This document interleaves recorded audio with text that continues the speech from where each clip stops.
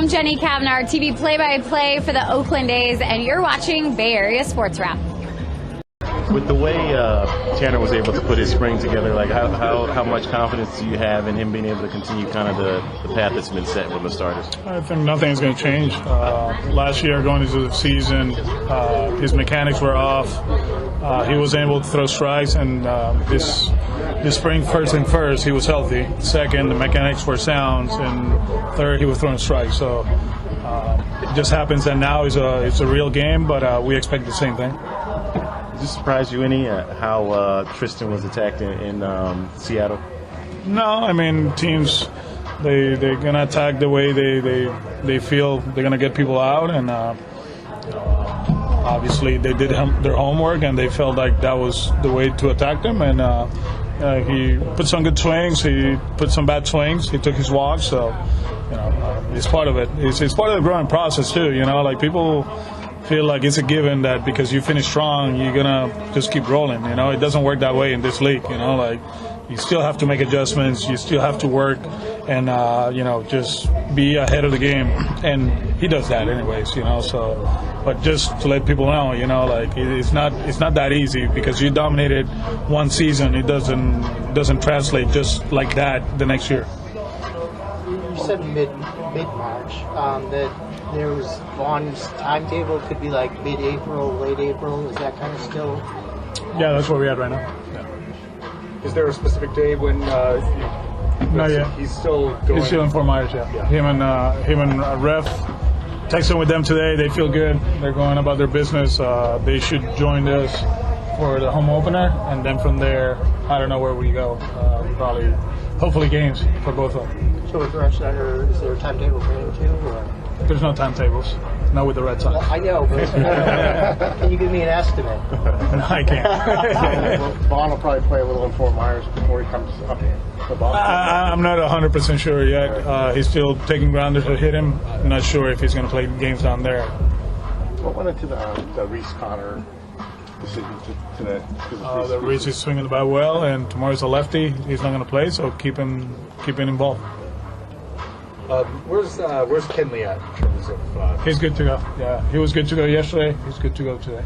In terms of like that, kind of figuring it out on a day-to-day basis. Obviously, it was a very compressed entry into games. Like, was there kind of an expectation that through the early part of the season you were going to need to? With him and Chris, both of them, yeah, you got to take care of them. And sometimes you're gonna have a bad back, and you have to maneuver the bullpen the way you need to, and like he had a great day yesterday, he's having a great day today, so he'll be ready today. In terms of just like his general outlook, availability, like he obviously cherishes the ninth inning, right? Like he relishes that role.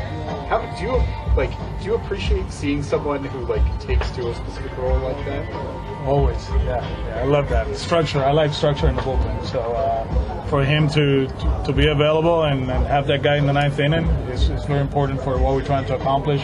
Having Chris to go to 7th or the 8th is structure. We got that. We know who's going to face lefties now. It's Campbell and Joely, and Weiser and Slade, and Winkowski. They're good righties that can get lefties out too. So I think structure-wise, we found our identity fairly quick in the season. So hopefully we can continue. Joely keep building up the last two. Campbell just keep throwing the ball well, and the starters is the most important thing. If they keep going 5 and 6. It puts everybody in a good spot, especially knowing that Thursday is an off day, Monday is an off day. We got that long stretch, but after that, Monday and Thursday come into play again, which we love, the off days. But as of now, it feels very comfortable where we at bullpen-wise. Like, he's latched onto the ninth. Like, you had Kimbrel, loved the ninth, right? Like, do you feel like it used to be that there were the spitball guys who could still be spitball guys after that was banned in 1920? Do you feel like those guys who are definitive closers, ninth inning identity guys, is that a kind of dinosaurs? Yeah. No, not really. No. You got Hader in Houston, and you got Kenley here. You got Holmes in New York. these guys used to have closers all the time, and really good ones, Billy Koch and Israel Hansen and all those guys. So I think it's more of the narrative for you guys, you know, like, oh, the ninth inning is not the most important inning and all that, and people have written about it, right? There's books and all that, and I agree. Every out is important, and I don't know if the last inning is the most important one, but I know that, you know, when you get that last out, you're shaking hands, you know, and before that you cannot do that, you know, and sometimes when you don't get that last out, you go walking into the dugout with the head down. That doesn't happen before that. So I just feel like as an industry, you know, the third time through the lineup, and you know, just ace reliever, be ready at any time. You know, that's real. But is it a must? I don't think so. I think structure helps. You know, having that horse in the ninth inning, it helps not only the manager, but I think it helps everybody else in the equation. And I know people are going to disagree with what I said, but I don't care. You know, that's how I feel about it. Is there a different mindset when you guys come out to play at Oakland or like Tampa Bay? You guys play in stadiums that, you know, the fans, obviously the situation, they're not getting a lot of people showing up to games here. It's a beautiful stadium, and that's one of the best fields in the big league. So, you know, there's only 30 of these in the world, and if you take it for granted, you know, you commit in a big mistake, you know. These are big leaguers. It's a big league stadium.